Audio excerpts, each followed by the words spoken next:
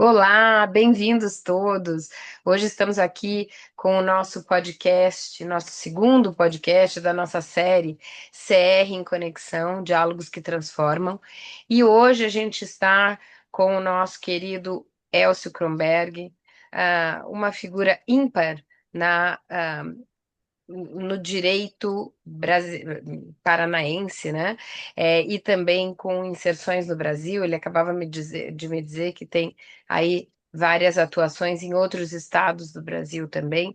Então, Dr. Elcio Kronberg é realmente um grande player do mercado paranaense e brasileiro no direito, né? Então, eu vou colocar aqui para os senhores, vou comentar aqui um pouco das atividades que o Dr. Elcio veio desenvolvendo ao longo de sua longa carreira e profícua carreira.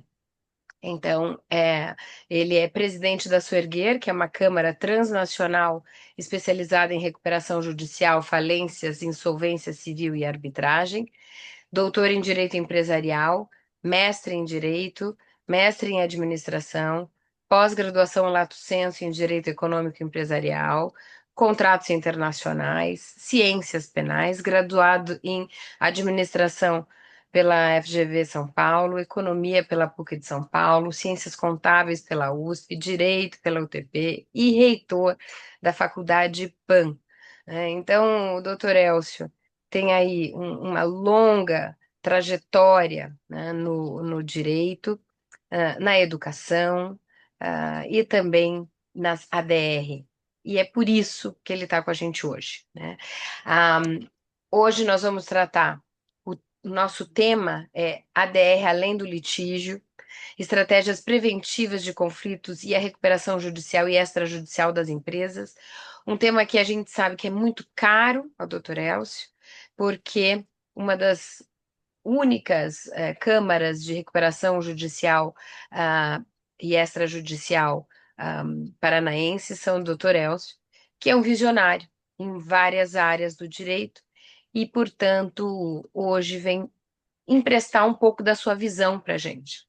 Eu preciso dizer que o Dr. Elcio é realmente um estrategista do direito. E essa visão estratégica nos é muito importante, porque nós estamos aqui a falar de diálogos que transformam, e a nossa ideia é trazer para vocês um pouco dessa visão dele para buscar a transformação, né? Que transformação? De um sistema mais eficiente de resolução de disputas, né? Então, quero agradecer muitíssimo Dr. Elcio aqui hoje. É um prazer estar com ele. Nós tivemos a participação, além do mais, né, de toda essa bagagem. A doutora Elcio esteve conosco nas nossas duas missões anteriores. É importante que a gente diga que essa série de podcasts faz parte da nossa preparação para a nossa missão em Buenos Aires, que vai acontecer de 1º a 3 de junho, e ele estará conosco, né, é um dos grandes organizadores também da nossa missão, né, um grande apoiador da nossa missão em Buenos Aires, mas esteve conosco em Paris, esteve conosco em Nova York, então a gente tem trilhado um caminho juntos aí, o que muito nos orgulha. Então, muito obrigada, seja muito bem-vindo, né? Então, por uma visão aqui mais estratégica de podcast, né? Então, nós já vamos começar com uma pergunta, mas por favor, fique à vontade também de trazer a sua trajetória, né? Porque diante desse currículo, né? Então eu acho que é muito importante a sua trajetória e o seu olhar, né? O seu olhar de empreendedor e também de estrategista. Então, eu vou fazer aqui a nossa primeira intervenção, mas fique à vontade de complementá-la, né? Então, em que momentos procedimentais da recuperação judicial ou da falência o senhor considera mais estratégica a utilização da mediação privada, especialmente antes do ajuizamento ou na fase da negociação do plano? É uma pergunta já mais focada, mas, por favor, traga o contexto ali da recuperação judicial para o pessoal que está chegando agora nesse tema. Muito obrigada, a palavra é sua. Olá, obrigado, né? Obrigado por me atender aqui. Sempre um prazer colaborar com os eventos do CR Connection, mas mais do que isso, em relação à minha pessoa, bom se tudo isso for verdade, né? Mas já tentando responder, nós temos aí na fase da insolvência, né? Da pré-insolvência, uma série de conflitos entre credora e devedores. Notadamente, o que se tem desde a época da antiga lei de recuperação, desculpa, de falências e concordatas, né, a lei 7661 lá de 1945, né, sempre houve a litigiosidade, né, das relações. Com a mudança em 2005, com a nova lei de recuperação judicial e falência, percebeu-se que aquele modelo anterior não tinha muito mais como prosperar, né? Houve a reforma da legislação, mas o- os embates entre as partes, principalmente o posicionamento do fisco de alguns credores, com o advento também em 1997, com a lei de alienação fiduciária, onde esses tipos de credores estão sujeitos à recuperação judicial, assim como o credor fiscal, né, e alguma série daqueles excluídos, né, que ficam na extraconscursalidade.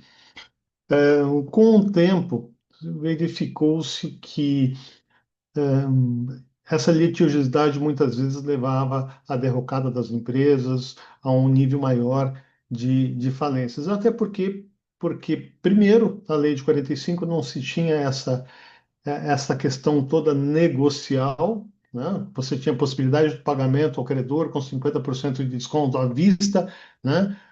Ali na concordata, mas as coisas sempre foram muito mais difíceis para o devedor.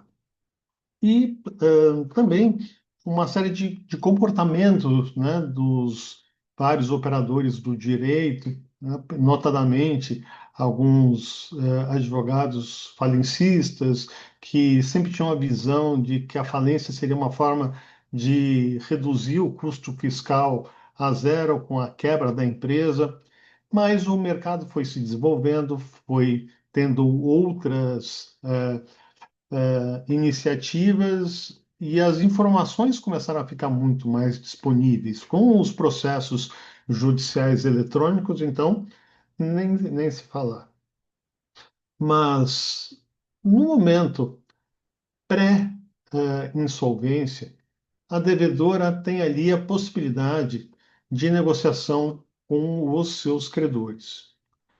O modelo tradicional é de se entrar, então, com a distribuição do pedido de recuperação judicial, consegue-se, então, naquele momento, dentro daqueles critérios admissíveis na lei, ah, ao processamento da recuperação judicial, e aí o devedor tem aí longos 180 dias, os 180 dias improrrogáveis, mas na prática acabam sendo prorrogados, para então, em 60 dias, apresentar o plano e em 180 dias votar o plano de recuperação judicial. Mas toda essa fase negocial que precede as assembleias gerais, elas acabavam sendo feitas entre os advogados de credor e devedor. E começou-se a perceber que essa fase negocial ela poderia ser, no mínimo, melhor realizada. Até porque muitas vezes o devedor ele tinha uma situação, ou ele se preparava para a recuperação judicial, ou ele era pego de surpresa com um pedido de falência, então ele acabava distribuindo uma recuperação judicial, muitas vezes sem ter um horizonte de como ele sai de uma recuperação judicial. E quem não tem esse horizonte tem pela frente a possibilidade da convolução da falência.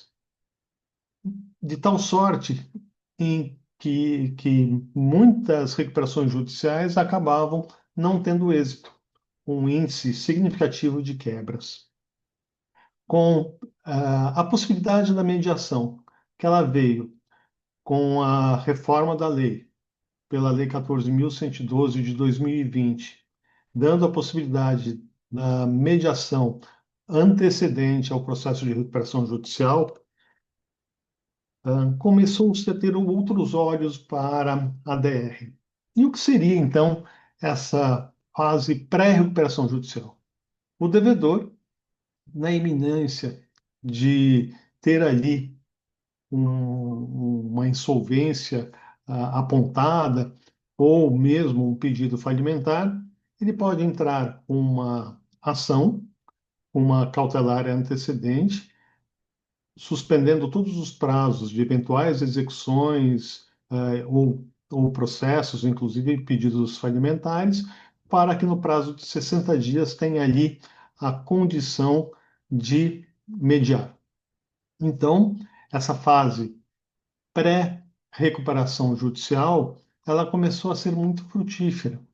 Uma outra possibilidade é, durante o processo recuperacional, ter ali um processo incidental, não antecedente, mas incidental, para que os credores possam melhor negociar com o, a devedora, os devedores. Então, desta forma, o mercado começou a se dinamizar. Eu, sinceramente, quando pensamos e criamos a Câmara de Mediação, não imaginávamos que ia ter muito sucesso nas mediações antecedentes. Eu, sinceramente, achava que nós atuaríamos praticamente nas incidentais. Depois que há ali um processo recuperacional, ou mesmo no processo falimentar, a forma para, então, se ter ali um melhor desenvolvimento dos trabalhos, visando ali relacionar as partes para que, então, muitas vezes cesse uma beligerância desnecessária.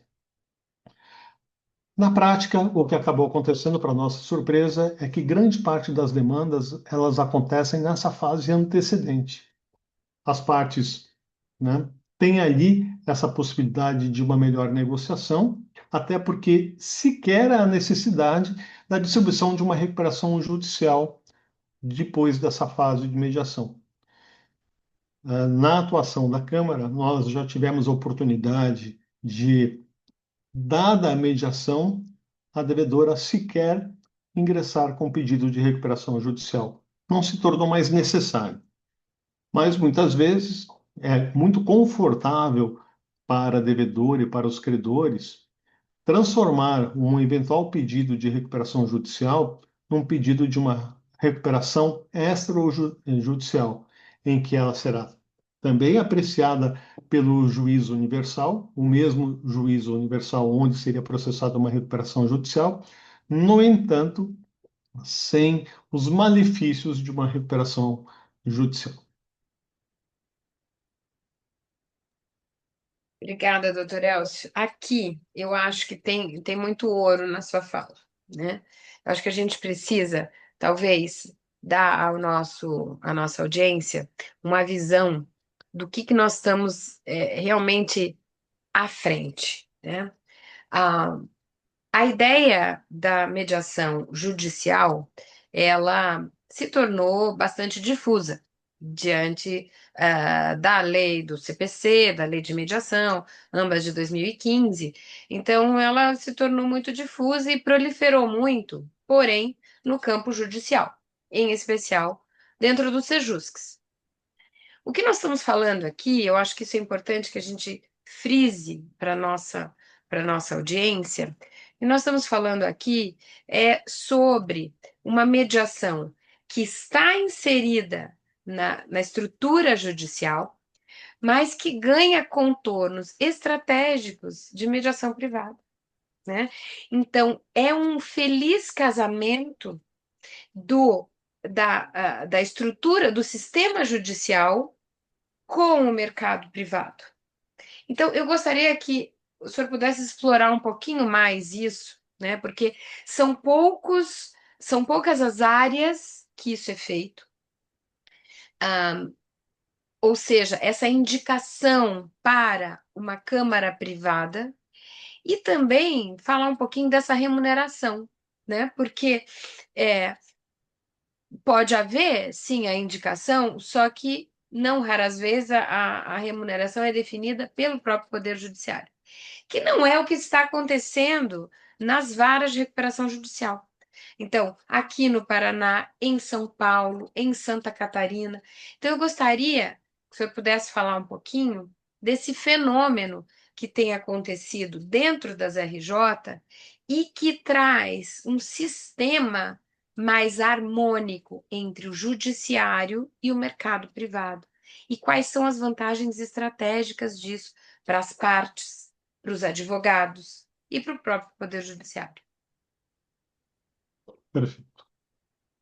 Quando falamos que a Lei 14.112 trouxe a possibilidade da mediação, é como se disséssemos que a mediação nunca poderia ter sido admitida no nosso sistema, mas a partir da lei, então, essa possibilidade. Na verdade, a autocomposição, a mediação, ela sempre foi muito estimulada pelo Poder Judiciário.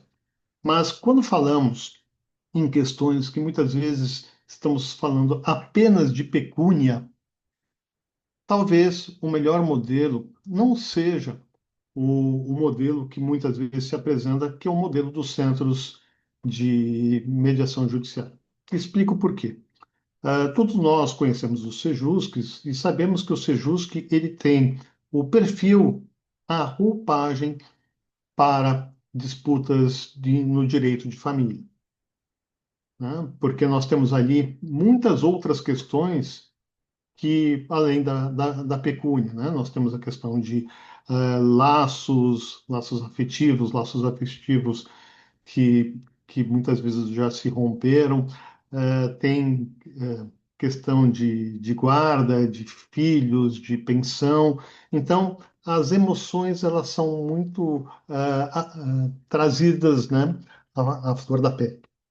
Quando falamos de alguns processos com menor complexidade, às vezes com apenas duas partes, os sejusques também têm conseguido atingir o objetivo, mas os sejusque, os mediadores que fazem o curso do CNJ, depois trabalham no Tribunal de Justiça, eles também são medidos por produtividade. Então, a quantidade de mediações, muitas vezes frutíferas ou infrutíferas, que acabam acontecendo nessa fase, na maior parte das vezes pré-processual, elas têm sido de grande valia para o Poder Judiciário.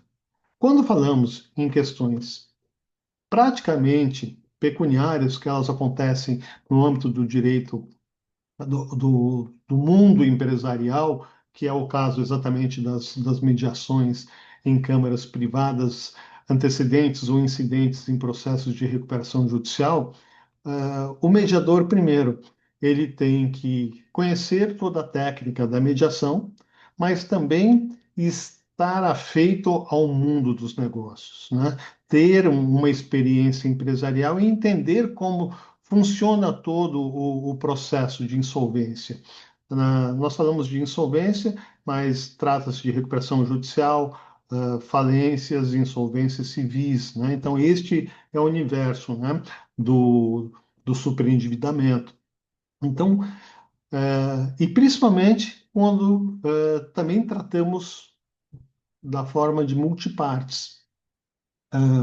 Muitas vezes o Sejusc, né, e agora criam-se alguns Sejuscs empresariais a fim de ter ali uma um melhor tratamento para o caso, principalmente de pequenas e médias empresas que acabam tendo ali um pedido de socorro através de uma cautelar antecedente e muitas vezes não se tem os mediadores devidamente inseridos no mercado, tratando isso, digo, os mediadores do Sejusc, as câmaras privadas, elas trazem esse profissional multifacetado, né, com conhecimento jurídico, conhecimento da lei, conhecimento do mundo empresarial e o conhecimento da estruturação das empresas devedoras. Então, isso acaba sendo um horizonte maior de mercado de trabalho, inclusive para os advogados. Eu sempre vi no início de de toda atividade, né, uma certa resistência dos profissionais na área do direito, como aconteceu na arbitragem, como acontece na mediação, e hoje especificamente, né, acontecendo na mediação empresarial, na insolvência, uma certa resistência, né? Muitas vezes os advogados questionam o porquê da necessidade de entrar com uma cautelar antecedente, se é mais fácil já entrar com um pedido de recuperação judicial. Ora, né, primeiro, ah, será que essa negociação limitada a 60 dias, ela rouba tempo do processo de recuperação judicial, onde, da mesma forma, as partes devem transigir, né, devem negociar, visando ali uma aprovação de um plano, ou tendo ali uma discussão entre os credores, ou não se trata de uma perda de tempo, mas na verdade de um ganho de tempo. Esses 60 dias que serão descontados do prazo de 120 dias, eles na verdade eles são muito ricos, né? Primeiro porque tem-se ali uma melhor compreensão. O devedor já está mostrando para os credores que ele entrou num estado de pré-insolvência. E da mesma forma que ele está disposto a negociar. Agora, a grande vantagem dessa exposição é que ele não fica, primeiro, obrigado a entrar com pedido de recuperação judicial. Ele pode, como eu disse, livremente negociar, nem sequer distribuir um pedido de recuperação extrajudicial ou distribuir um pedido de recuperação extrajudicial. Da mesma forma, abre-se aos advogados e operadores do direito, muitas vezes até magistrados aposentados, né? Mais um campo de trabalho, né? Muitas vezes alguém que durante sua atividade jurisdicional trabalhou no mundo empresarial tem um pleno conhecimento, já julgou causas, né? Tanto em primeiro como em tribunal superior, causas empresariais, também tem essa possibilidade de melhor entender esse mundo. Enquanto que, se tivesse afeito exclusivamente aos profissionais do Sejusc, que muitas vezes não têm todas essas habilidades, a mediação ela pode não ser tão frutífera. Em termos de remuneração, os mediadores, sim, são remunerados, a Câmara ela também cobra emolumentos, né? Tem todos os custos de secretaria, de envio dos convites, de se marcar as sessões, de se realizar as sessões, de reduzi-las às atas, né? Mencionando como se deu a mediação, lembrando que a mediação ela ocorre de forma absolutamente sigilosa, né, de estrita confidencialidade, então só consta em ata aquilo que todas as partes assim concordam que conste. E o mais importante da mediação não é a forma, mas o fim a que ela se destina, né? Então, é sim uma nova oportunidade para os operadores do direito terem ali uma significativa área de trabalho, campos de trabalho, assim como também para os advogados das partes, um enfrentamento dos problemas decorrentes das atividades empresariais que não necessariamente expostas num processo judicial em que, notadamente, ele acontece de forma pública e não reservada, né? Muitas vezes uma devedora ela tem uma significativa dívida com, por exemplo, alguns tipos de credores, como bancos, mas não quer se expor com uma gama interminável de fornecedores ou outros que não precisam sequer ser atingidos com a informação dessa pré-insolvência. Ela tem muitas vezes condição de resolver isso de uma forma sigilosa e coerente. E a grande lição que se tira de tudo isso é a razoabilidade e a coerência dessas relações que muitas vezes as instituições bancárias, por exemplo, elas atingem as expectativas das devedoras, até porque durante muito tempo esses clientes já foram extremamente rentáveis e em algum momento isso pode ser repactuado, né, com uma carência, com um deságio, com um alongamento da dívida, a ponto de manter a atividade das empresas operacionais, né? Ter a possibilidade do soerguimento dessas empresas, e o objetivo não é tirar todo e qualquer agente do mercado. Hoje fala-se bastante em relação à possibilidade da fazenda pública impedir falência. Claro que a falência nem sempre é de todo mal. A falência ela retira do mercado um agente econômico que atua notadamente ou via de regra sem respeito à concorrência, não pagando seus tributos, não pagando as verbas salariais de forma adequada. Então, uma empresa nociva ao mercado, à indústria, ela deve ser retirada do mercado, e quando a impontualidade ela vira uma regra, ela deixa de ser viável.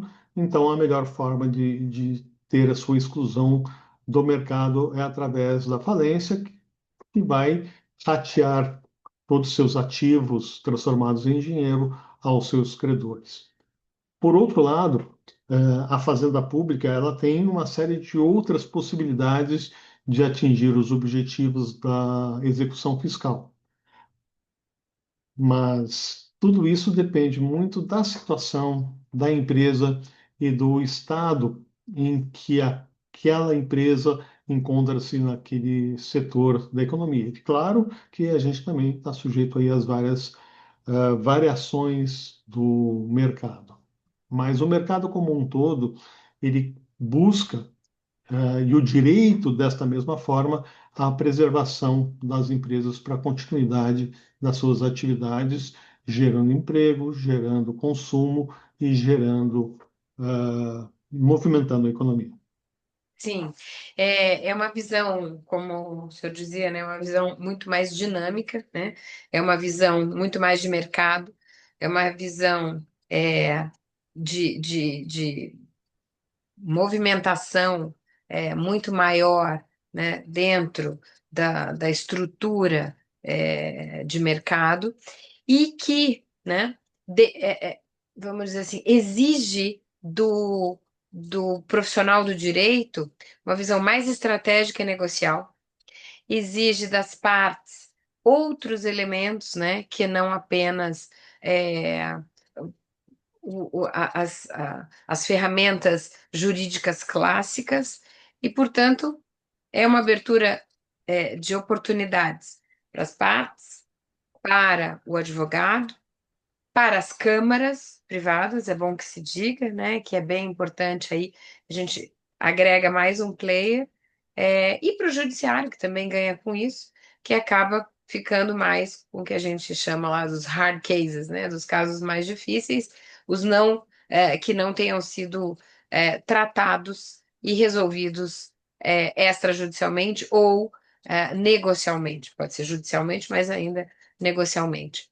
Então, a gente vê muita vantagem nesse rearranjo, né, de resolução, e eu acho que os advogados, né? O profissional do direito tem que prestar mais atenção nessa oportunidade. Foi por isso que a gente trouxe aqui o Dr. Elcio, que tem essa visão bastante estratégica e também como um grande player do mercado.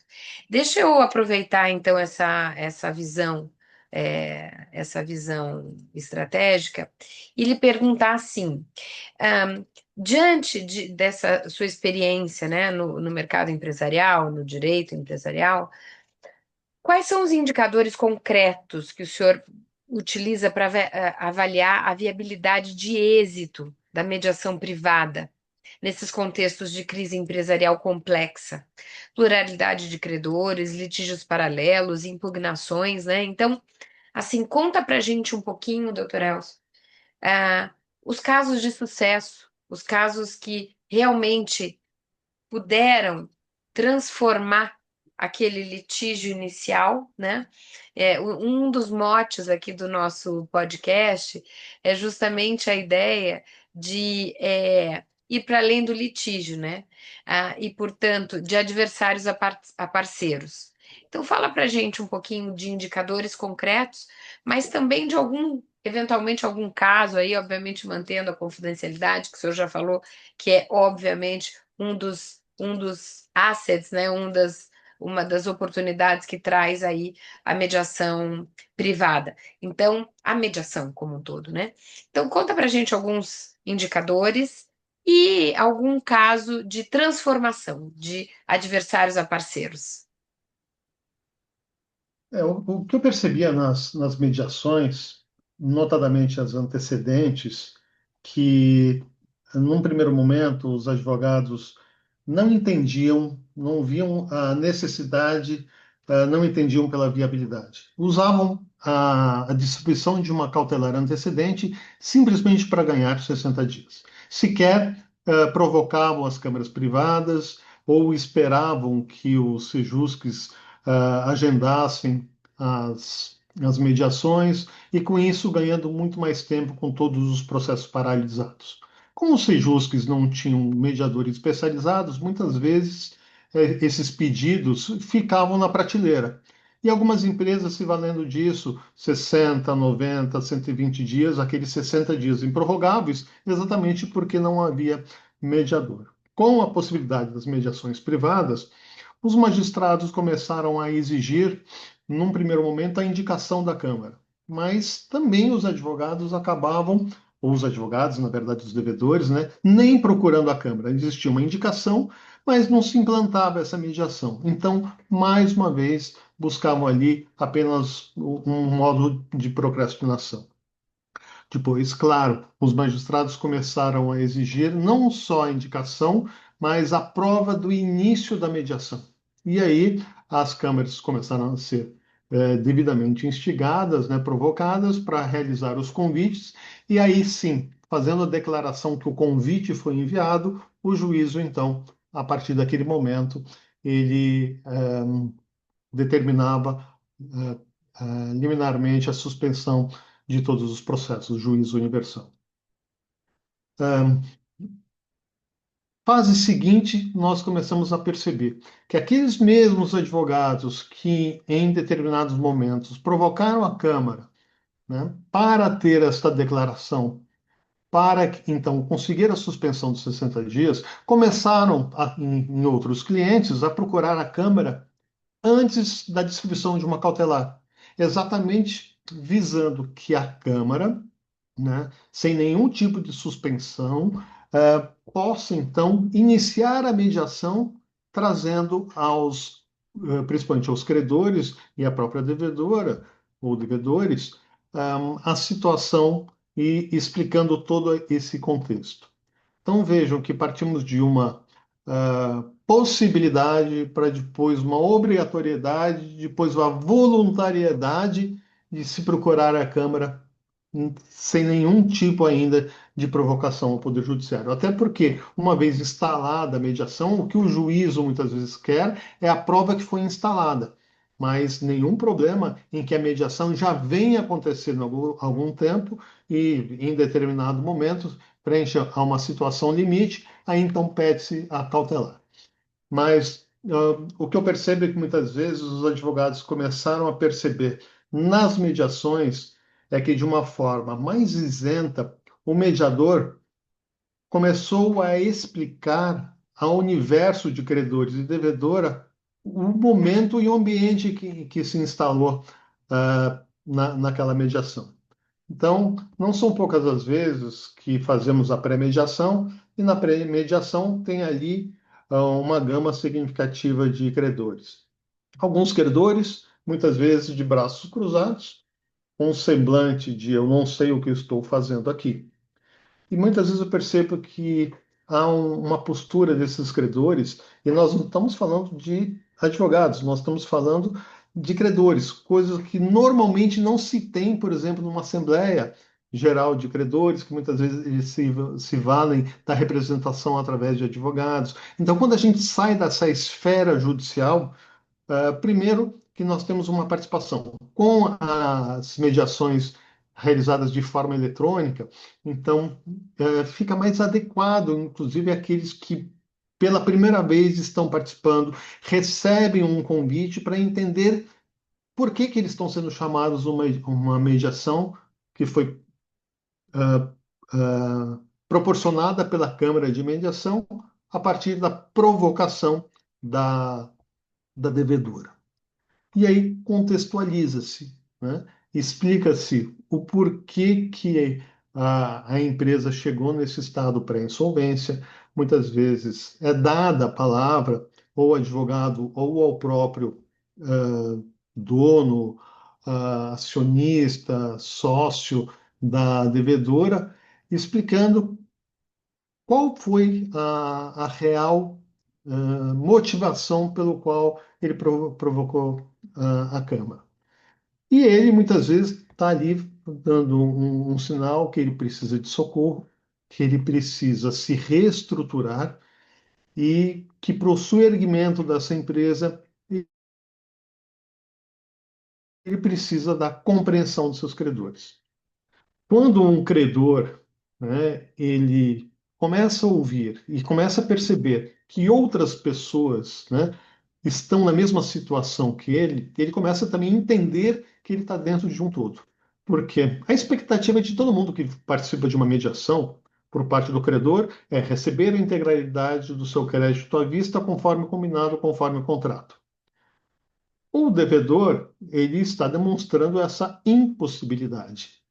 Então, quando colocamos os pares, né, e começam a perceber que ali a dívida da devedora suplanta as expectativas de todos os credores que gostariam de receber à vista naquele momento, começa-se então a ter a percepção de que deve haver mútuas concessões, tanto por parte da devedora, que vai apresentar um plano para se reestruturar, seja ele judicial ou extrajudicial, assim como os credores vão ter ali a possibilidade de entender esse contexto, até porque eles também votarão. E quando apresentamos isso de uma forma muito didática, nós explicamos muitas vezes que alguns credores que podem não aderir, eles podem ser vencidos pela maioria, né? Tanto numa Assembleia Geral de Credores, num plano de recuperação judicial apresentado, como o plano pode ser rejeitado, depois um plano de consenso dos credores será apresentado, mas também não pode matar a empresa, porque a falência muitas vezes não resolve tudo. Ah, também o entendimento de como funciona uma recuperação extrajudicial, quórum mínimo, da mesma forma o quórum mínimo para a aprovação de um plano de recuperação judicial. Então, o mais importante é que eles não ficam esquecidos do processo. E não são poucas as vezes que, como eu disse, tinha sempre um credor de braços cruzados, com um semblante de não vim aqui negociar, estou aqui muito interessado em assistir o problema dos outros, mas o meu problema não, não será afetada, né, a recuperação judicial ou extrajudicial, porque sequer eu sou atingido por isso, porque eu sou um credor, por exemplo, com alienação fiduciária. E aí, nesse momento que nós explicamos que, pelo fato dele ser um credor de alienação fiduciária, seja de bem móvel ou imóvel, se numa recuperação judicial o juízo entender que aquele bem é essencial para o soerguimento da empresa, ele não é um credor, ele não vota, mas ele também não recebe o bem de volta, né? Esse bem essencial vai ser mantido durante todo o processo de recuperação judicial, principalmente se for aprovado o plano, se deferido, né? E aí o credor começa a entender que, por mais que ele tenha algum nível de garantia, muitas vezes, para não deixar o discurso radicalizar, a empresa colapsar, é o momento de negociação. Muitas vezes, um credor, ele tem alienação fiduciária, ele tem crédito com garantia real, e é um credor quirografário, né? Por exemplo, instituições bancárias. E não são poucas as vezes que eles fazem um pacote de renegociação, né? E não são poucas as vezes que esses créditos também são vendidos a terceiros, e esses terceiros, então, assumem esses papéis. E muitas vezes eles também continuam sendo uma fonte de financiamento para a empresa em recuperação judicial, os chamados investidores parceiros. Então, estou falando de uma forma muito técnica, mas aqui podemos ser técnicos, mas quando você tem aquele universo de credores, principalmente, muitas vezes pessoas físicas, muitas vezes consumidores, né? Essa explicação minuciosa, detalhada, explicando o poder que tem um credor com o seu voto, mas também o poder que tem o credor em destruir uma empresa que não vai ter a chance de se soerguer e adimplir aquelas obrigações as quais é possível que ela faça, né, dentro daqueles limites que serão aprovados pelo plano, é sempre muito rico.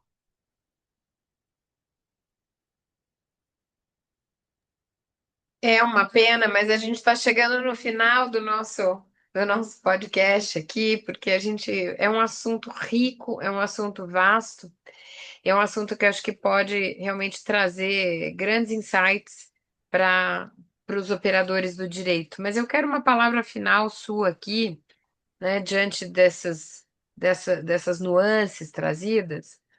E diante também da sua vasta experiência em vários níveis da estrutura jurídica, né, como educador, como empresário do direito, como advogado, também vamos falar aqui da vertente de leiloeiro, né, a gente ainda não tinha falado sobre isso. Então, diante dessa sua vasta experiência, nós podemos dizer que a gente está, e aí já fazendo a nossa finalização, a gente pode dizer que a gente está passando por uma transição de mentalidade, que é possível dizer que a gente vai enxergar esse mundo empresarial numa visão muito mais negocial, estratégica, e que pode, né, passar de uma postura adversarial estrita a colaborativa e, portanto, haver parcerias muito mais do que o puro litígio. Dá para a gente falar que a gente pode sentir uma transformação aí nesse mercado? Eu diria que se a gente estivesse falando em direito da família, eu diria assim, imagina o quanto é sofredor um mediador na área de família, né? Eu mesmo já fiz algumas mediações em família e as questões emocionais, elas realmente permeiam por todas as relações. Quando estamos falando das relações empresariais, nós temos uma diminuição desse viés. Claro que muitas vezes nós estamos falando de um investidor que colocou todo o dinheiro da sua vida e que ele está vendo ali um devedor né, muitas vezes numa situação um pouco mais privilegiada, porque o privilégio acaba sendo de quem deve, né, em detrimento do credor. Mas é essa visão que a gente precisa modificar, né? Porque o devedor ele precisa do credor, precisa ter ali uma relação simbiótica e essa mentalidade no dia a dia nós vemos mudando, né? Como eu disse, num primeiro momento nós achamos que na mediação empresarial, na insolvência, trabalharemos praticamente na fase incidental, discutindo muitas vezes para evitar a habilitação de crédito, né, ou impugnação de crédito, desculpa, para que então o administrador judicial já tivesse ali uma possibilidade de soltar a lista dos credores já devidamente negociados, com credor e devedor, sem mais discussão, diminuindo muitas vezes o trabalho do Poder Judiciário em julgar as impugnações de crédito. Em, mas não é o que acontece. O que aconteceu é que viemos nessa fase antecedente, onde nós damos a nossa maior contribuição e temos aí a possibilidade de explicar melhor essa vasta gama de credores, né? Qual pode ser o melhor desfecho para aquela empresa em estado pré-insolvência. Um, Alguns sonhos a gente foi conseguindo conquistar, né? A gente não via muitas vezes os bancos públicos ou as sociedades de economia mista negociando. Hoje a gente já vê Banco do Brasil, Caixa Econômica mediando, aprovando planos, né?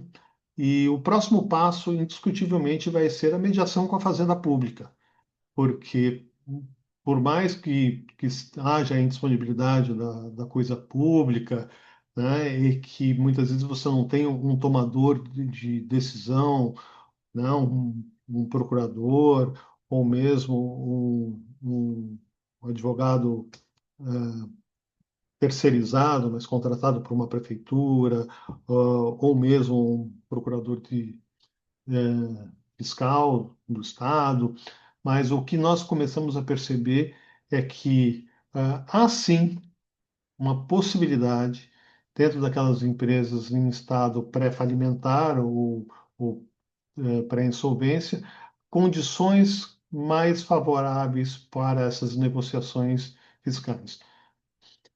Por mais que ele não seja um credor na fase de recuperação judicial, hoje, indiscutivelmente, para o processamento, para o deferimento da recuperação judicial, é essencial as certidões negativas, né? Então, o devedor precisa do fisco.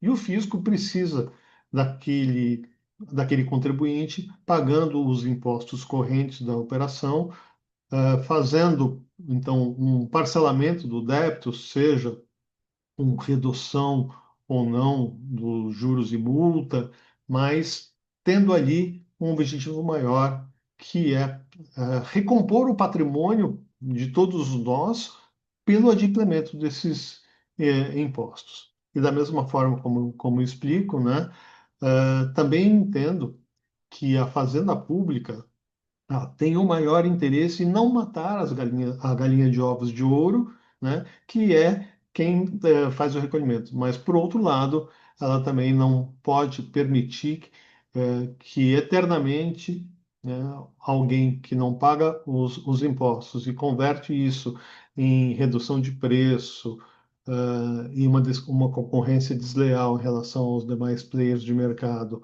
ou pior ainda, né, enriquece o bolso dos donos e em detrimento de todos nós, porque todos nós somos beneficiados com o recolhimento dos tributos. Então, temos aí, e acho que essa fase final que consolida as mediações, indiscutivelmente, é a mediação com a Fazenda Pública. É uma visão promissora, né? Que a Fazenda Pública se engaje, né, também nesse processo. E eu acho que sim, a gente vai ter até um parênteses aqui, a gente vai ter alguns profissionais da AGU que vão estar conosco lá no evento, né? A gente vai ter, não Fazenda Pública, mas a gente vai ter Ministério Público. Então, eu acredito que que é inevitável a gente pensar nessa, nessa visão mais produtiva do conflito, né? E, e vamos esperar, como dizem os italianos, speriamo bene, que, que vai dar tudo certo e que a gente vai abrir esse mercado amplamente e que teremos uma outra visão, né, para os profissionais do direito, né? Então, não apenas a judicialização, mas outros tantos caminhos, que é o que a gente vem falando.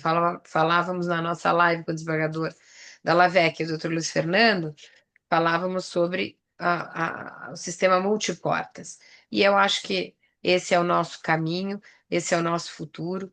Então, é muito promissor. Ao invés de a gente falar em escassez, vamos falar em abundância, vamos falar em prosperidade, que é para lá que nós estamos indo, se Deus quiser. Doutora Elcio, eu quero imensamente agradecer a sua participação. Eu tenho certeza que realmente foi uma fala muito inspiradora, que as pessoas podem, os operadores do direito podem olhar para esses novos caminhos com um olhar de uma nova perspectiva para a profissão. Então, mais uma vez, muito obrigada. Fico muito feliz que o senhor vai estar conosco lá e que é um apoiador, um patrocinador do nosso evento. Então, eu quero mais uma vez agradecer a sua presença, o seu apoio, né? E que, se Deus quiser, estaremos juntos em breve em Buenos Aires para um bom, para assistir um belo tango. Tá certo? Muito obrigada, um grande abraço e até logo a todos.